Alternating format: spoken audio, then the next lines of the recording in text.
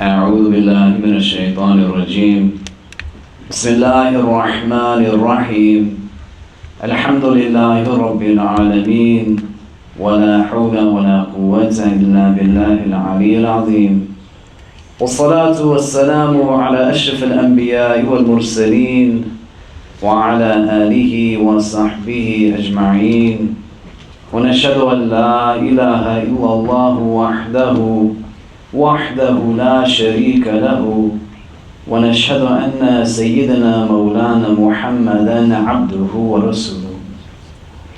In the name of Allah, the gracious, the merciful, all praise is due to Allah, the Lord of the universe, the master of the day of judgment. I bear witness and testimony to the oneness of Allah, to His magnificence, His omnipotence, His might, His glory, to His being the creator and sustainer of all things, the giver of life, the guider of hearts, the master of the day of judgment. And I bear witness to the fact that Muhammad ibn Abdullah sallallahu alayhi wasallam is His servant and final messenger. May the peace and blessings of Allah be upon him and upon all those who choose to tread in His path until the last day. Amongst the du'as that we are taught that the Prophet ﷺ would make, there's one that quite often many of us engage in the prism of protection from anxiety. Allahumma inni a'udhu bika min al-hammi wal-huzn. The Prophet ﷺ says that, "Oh Allah, I seek your refuge, your protection from anxiety and sorrow." And as he continues on, there are other things that he makes dua for protection from within this particular supplication. Min al-ajzi wal-kasal, from inability and laziness. Min al-jubni wal-bukhl, from cowardice and miserliness. And then the next thing that he makes dua, seeking protection from, is burdensome debt. And the last, the repression of men. And when we think about this dua and we hear it within many circles, we don't necessarily go past the first couple of things. But these last two, the dar' al-dain and the ghalabat al-rijal, the burdensome debt and the repression of men, and how these two things coincide but are deeply impactful, especially the notion of being in a place where one is just drowning in financial anxieties. May Allah protect us from it. And to think about this now within two prisms, the dua that I individually can make, but also how can I be the answer to somebody else's dua?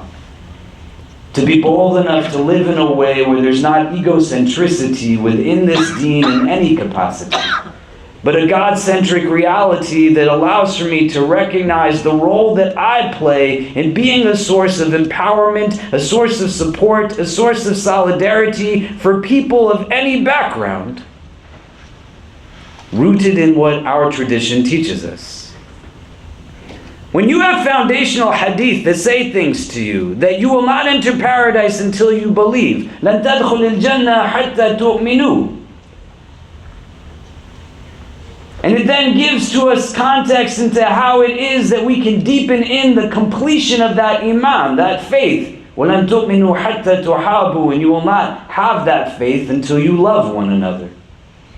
Or in other narrations that say things to the effect of لا يؤمن أحدكم حتى يحب لأخيه ما يحب لنفسه, that not one from amongst you will believe until you love for your brother what you love for yourself.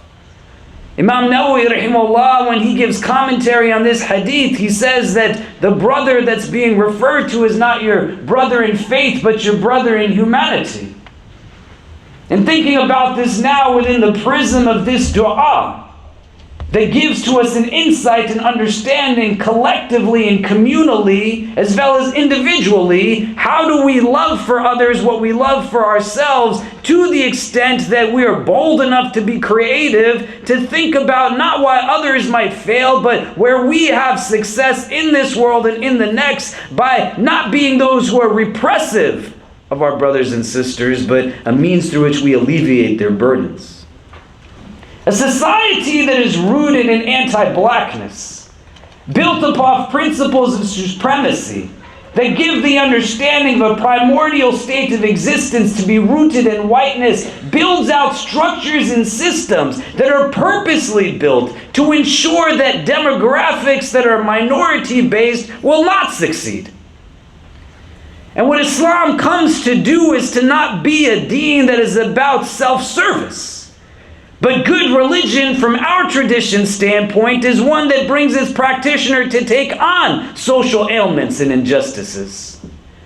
And if your practice of religion doesn't bring you to that, what's the point of your religion?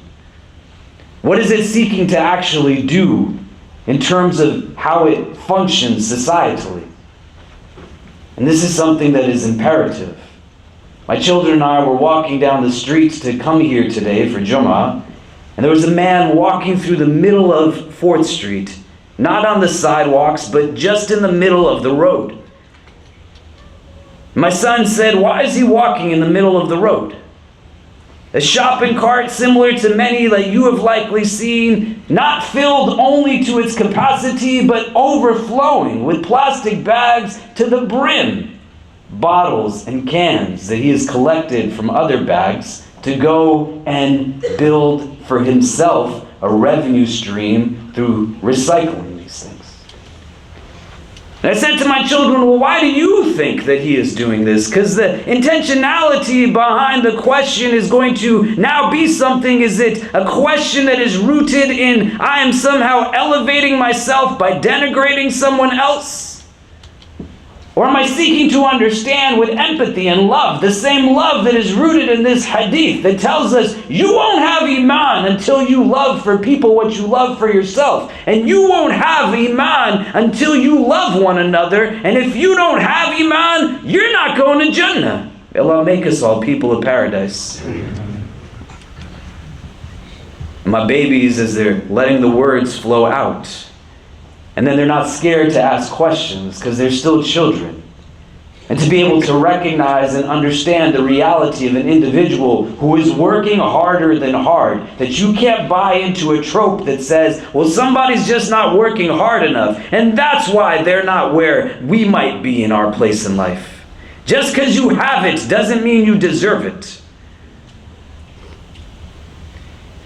The idea that a person might be spending now in this summer heat hours going through bags to pull things out that will give them a dime for a bottle. And you add up the numbers the way my son and my daughter and I did, and said that if they got to this much, then that's $10. And they got to this much, it's $100. And then we say, what can you do in New York City for $100? What can you do in the borough of Manhattan? You go to gentrified Brooklyn. You go to now the Bronx, which is increasing in its gentrification. You see black and brown families that are getting pushed out again and again and again as real estate sits empty because people are buying things but not living in them.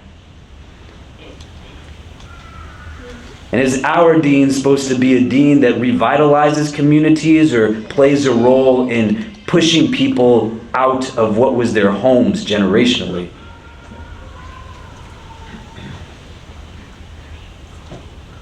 And I said to my babies, do you think this man has children? Do you think he's worried about feeding his own kids? Do you think he might have elderly parents the way that I do, your grandparents who have health issues? What is our responsibility in these situations?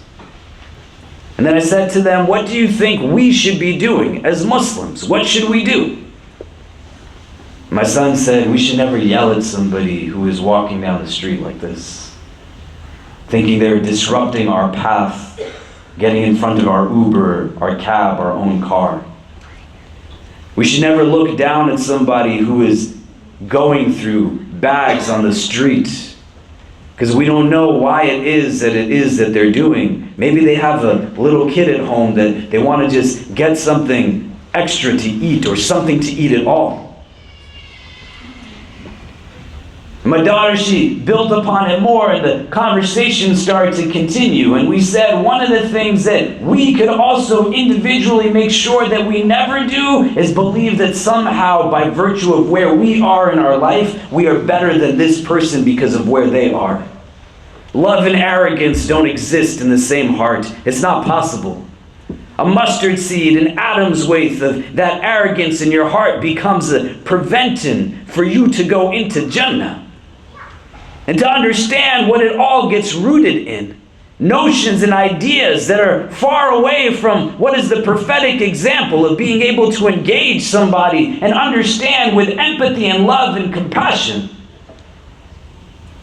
The opportunity for us to go to the depths of what this deen is about, for you to think out, why do you have the degree that you have? Why do you have the wealth that you have? Why do you have the credentials, the networks that you have? They definitely weren't given to you so that you could walk by someone pretending like they don't even exist, or even worse, not notice in the first place that they're there.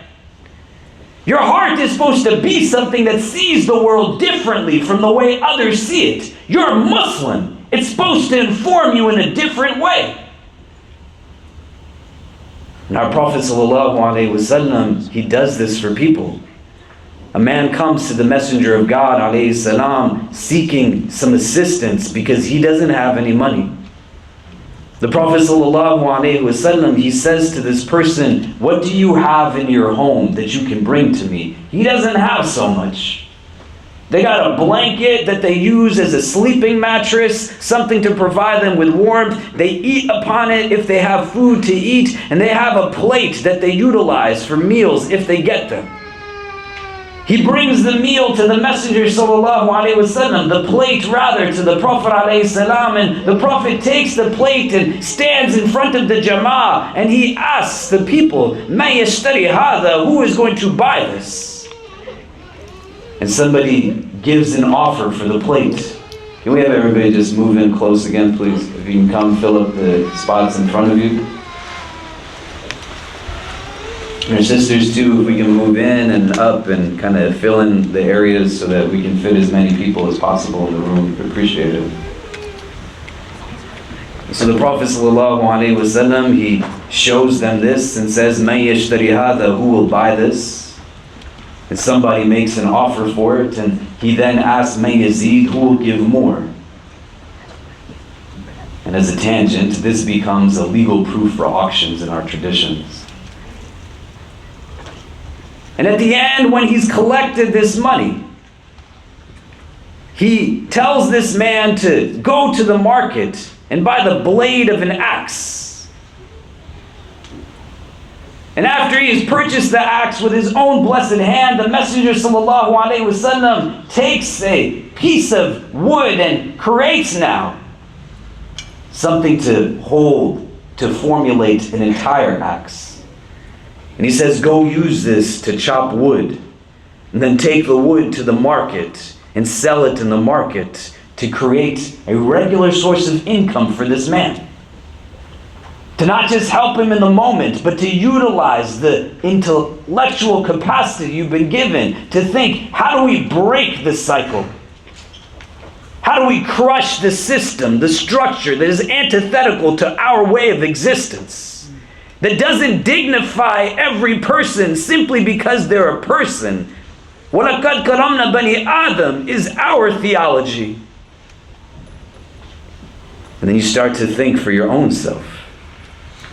A sister came to see me earlier this week, and she sat with me in my office. She herself publicly has spoken about being a survivor of abuse.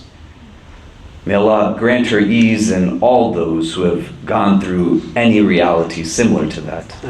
And may Allah forgive those of us and give hidayah to those of us who think that there is any reason as to why we have capacity to abuse someone, and help us to wake up before we stand in front of him on that day and are taken into account for the abuse that we toll out to others. And as she sat with me and she said, "I want you to help me with something. I've worked in different industries, for-profit, non-profit, and my hope has always been to do something at a bigger scale to support people in need. Taking all of her skills, her credentials, her networks, working in different areas, saying to me, what I want to do is build this factory that's going to give jobs to Uyghur refugees in Turkey. And as an added variable, that they're going to actually own the factory as well. And then what they produce, we're going to bring to retail here in the States. And in Virginia, we're going to set up an opportunity for women who are survivors of abuse, widows, orphans, to have jobs that will not pay them minimum wage, but salaries that will give them financial empowerment, that will allow for them to then be versatile in other industries and stand on their feet.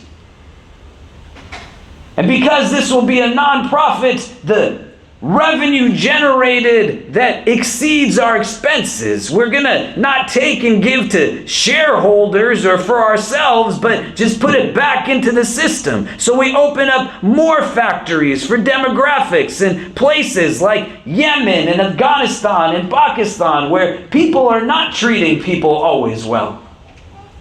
Refugee populations that are at the highest in the world. And then we utilize wealth to create jobs to ensure that people's needs are being met.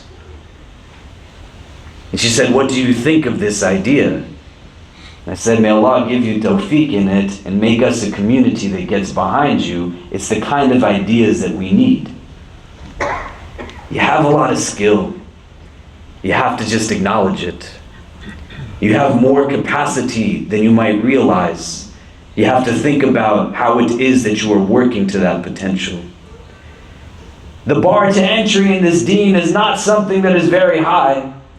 You don't have to be the person who has memorized the entire Mus'haf. You don't have to be the person who can spit out Arabic in deep grammatical eloquence. You don't have to be the person who knows every hadith inside and out to just be somebody who can access the divine. But to think deeply about what is all of this for? What is it that we were put here to do? What is it that we are working towards? And how do we understand what it is that exists systemically and structurally and build out what it is that we might not be able to go out and help every single one, but we can do what we can for those that we have the capacity to do for? And this is a sector that is deeply imperative to be able to understand. To be able to offer people insight as to how to navigate systems that are purposely built to hold them down. To realize that if it is not Muslims who are thinking about our brother who is walking through the streets in blazing humid heat, trying to just gain something for himself, and we sit down and say, hey man, what can we do to help people who are in this situation?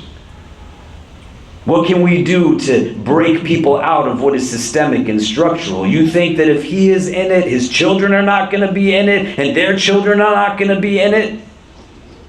When you look to the roots of where all of this starts, it's not anything that's doing other than what it was intended to do. To ensure that certain people retain privilege, to ensure that certain people retain power, to ensure that certain people are in a place where they have comfort. The idea of you and I being in a space that we are able to benefit from should not be one that keeps us from losing our ability to contemplate and reflect deeply upon what it is that we are actually supposed to be doing. And embedded within that is an understanding that the beneficiary of all of this is not going to be anyone other than you.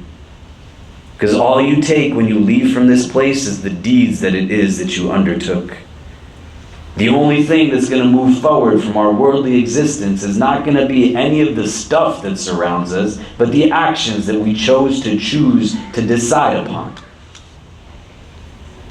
Why wouldn't you want to have your book include that you build something that helped generations of people not be forced out of their homes? Why wouldn't you want to be in a place where, because of you, those who had no food for days and weeks at a time were now in a place where they could get a regular hot meal?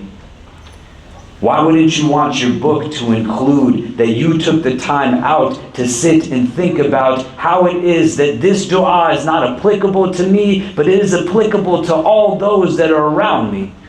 That our Prophet ﷺ taught us to turn to the divine. And Allah Azza wa Jal, He tells us that on the Day of Judgment, that, O son of Adam, you did not visit me when I was hungry. You did not feed me when I was hungry. Give me drink when I was thirsty, or visit me when I was sick. Ya Rabbil Alameen, you are the Lord of the heavens and the earth. How could we give to you food? How could we give you drink? How could we visit you when you were sick? A servant was hungry, was thirsty. They were ill. You did not go to them.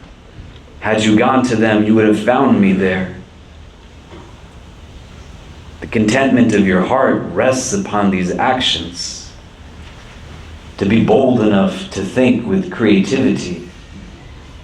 Your Prophet ﷺ, he is described, kana ahlam an-nas, that quite often gets translated as the most forbearant of people. Knew how to contain himself in states of emotional duress. But the word for dreams in Arabic is also ahlam.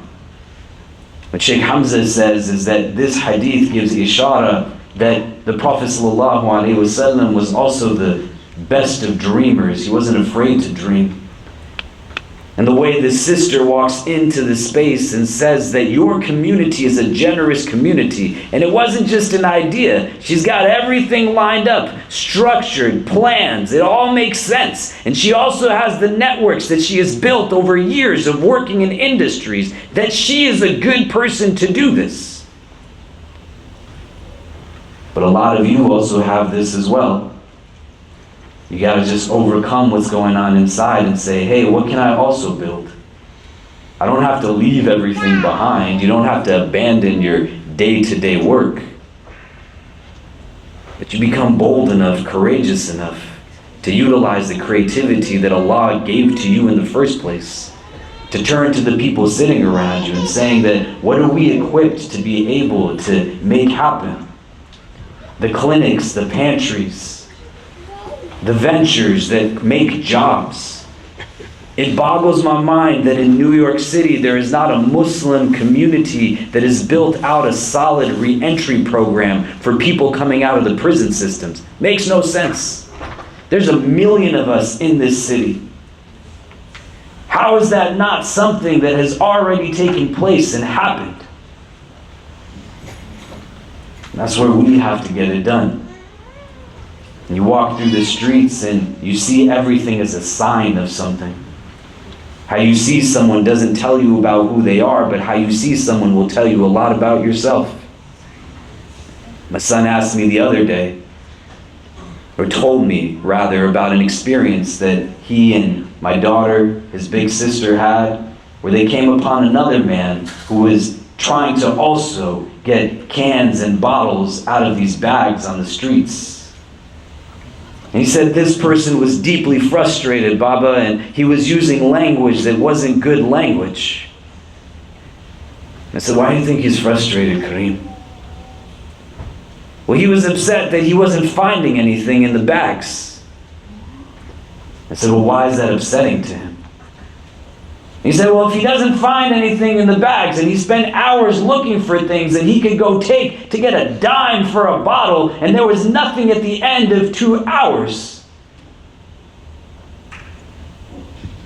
he might not be able to have money at the end of the day to have something to eat for himself.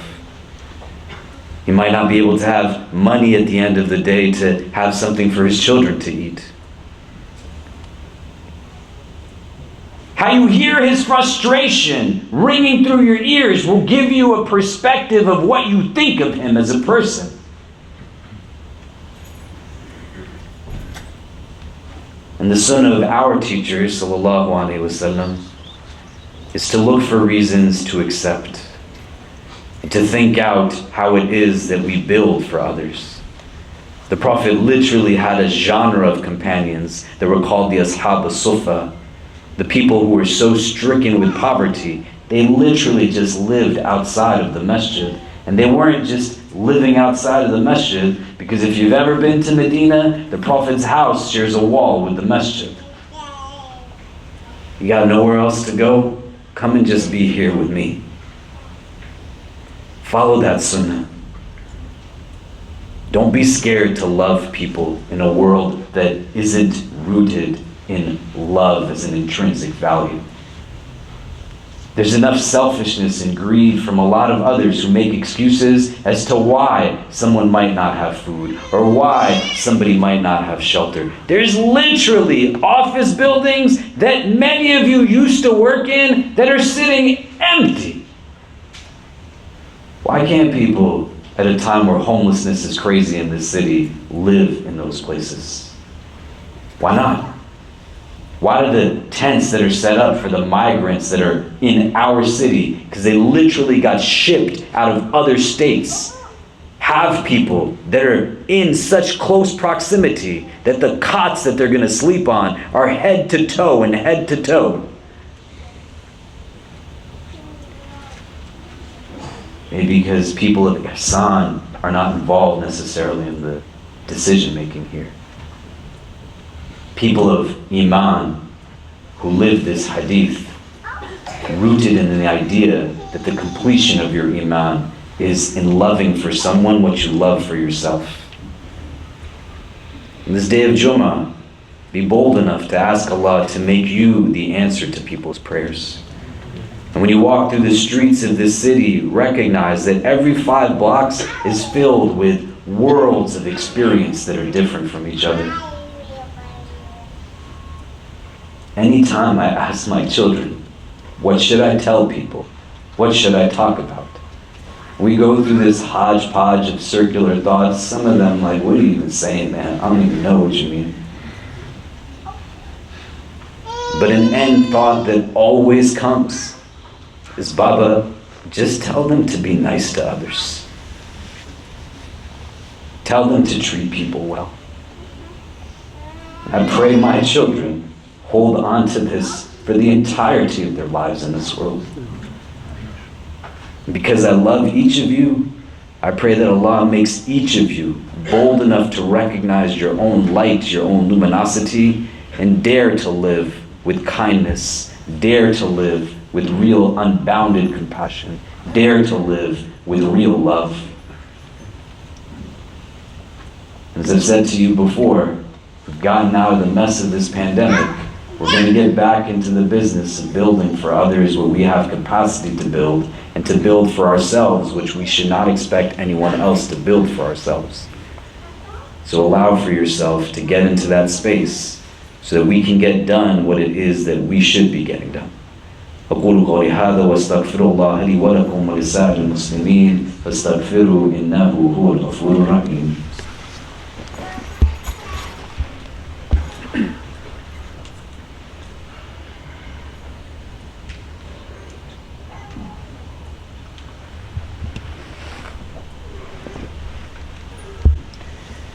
إن الحمد لله نحمده ونستعينه ونستغفره ونؤمن به ونتوكل عليه ونعوذ بالله من شرور أنفسنا ومن سيئات أعمالنا من يهده الله تعالى فلا مضل له ومن يضلل فلا هادي له ونشهد أن لا إله إلا الله وحده لا شريك له ونشهد أن سيدنا مولانا محمدا عبده ورسوله. People say, where can I start in this process? A lot of you have knowledge bases and skill bases that people can benefit from. A woman who goes into a marriage that she thinks is going to be uplifting for her, but is anything other than that. Met with just abuse and all kinds of horror. You think she knows how to always write a resume for herself? Has job training skills, has the ability to know when she's coming out of that, how to have her own credit card, bank account, financially plan. You can help somebody do that.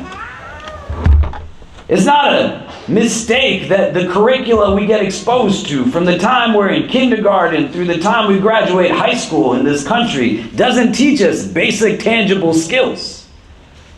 Most people in this room are going to be shackled in debt for a long period of their life. Some of you know how to give sound financial advice to people. You benefit from it for yourselves. You can help people. You just have to think about it from a different standpoint. Shift the paradigm. Not what is it that I can do with an intention that is rhetorical, that says there's nothing that I can offer, but digging deep and saying that I actually have things that I could help people with. You're not myopic in terms of what it means to assist people through the prism of your faith.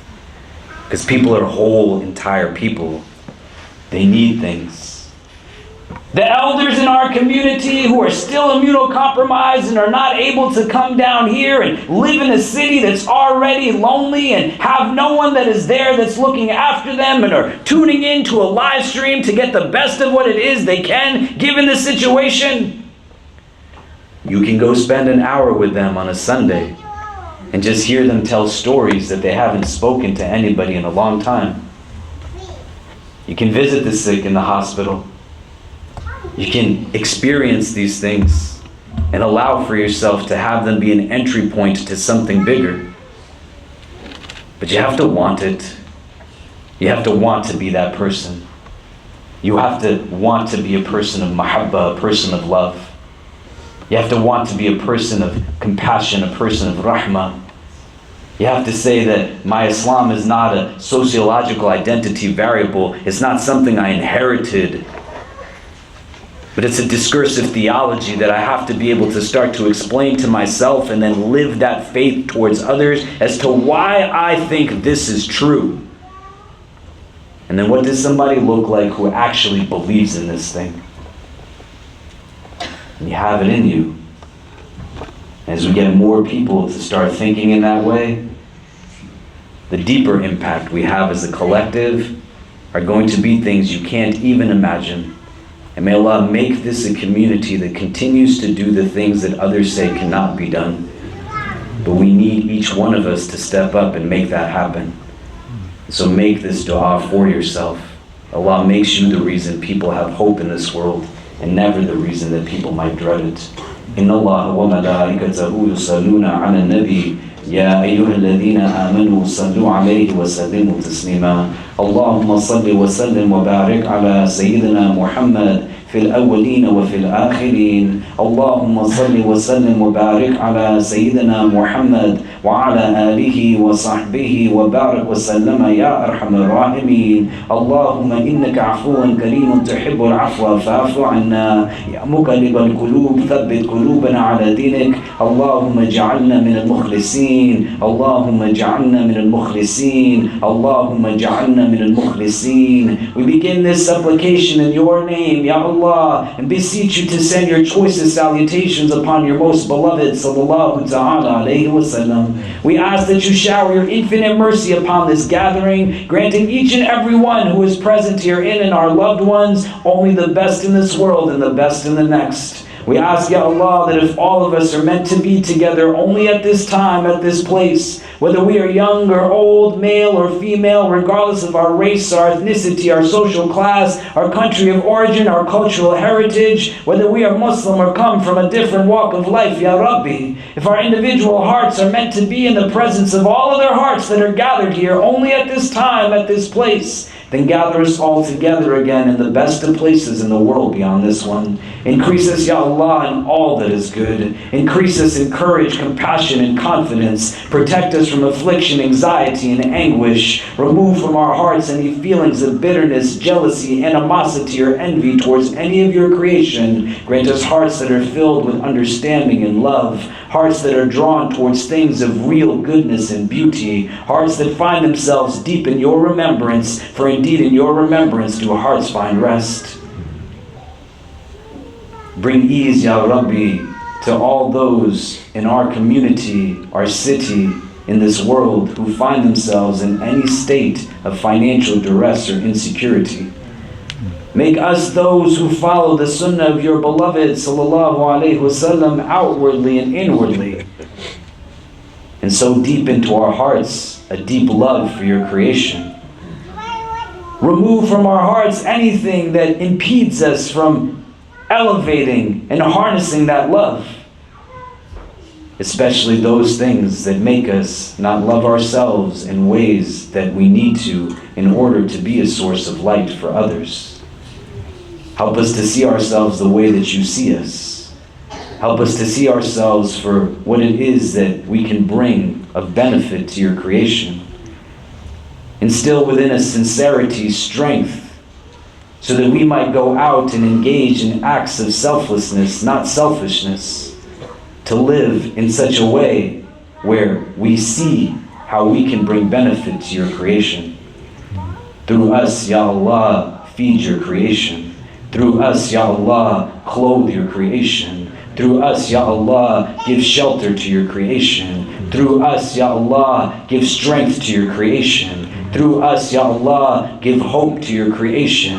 Through us, Ya Allah, love your creation.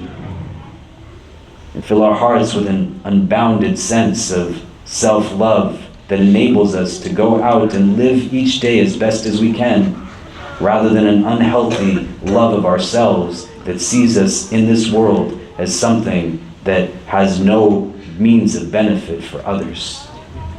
Make this community always one that brings the best out for your creation.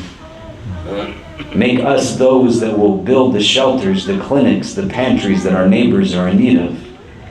Endeavor us to have elevated leadership, and let those who are here be in a place where their inspiration doesn't stop at the end of the day, but it moves forward to, with real ihsan, build out the strategies, the plans, and the teams necessary to get done what we have the ability to do. Make us those, Ya Allah, who when we stand in front of you, we can say that we tried our best to fulfill the purpose that you intended for us. Help us to not be distracted by this dunya, and help us to always remember that with every step we take in this world, we are drawn closer to the reality that is the world beyond this one. Make us, Ya Rabbi, people of your Jannah. Protect us always from hearts that are not humble, tongues that are not wise, and eyes that have forgotten how to cry. Forgive us for our shortcomings and guide and bless us all. ربنا تقبل منا إنك أنت السميع العليم وتب علينا يا مولانا إنك أنت التواب الرحيم وصلى الله تعالى على خير خلقه محمد وآله وصحبه أجمعين برحمتك يا أرحم الراحمين وأقم الصلاة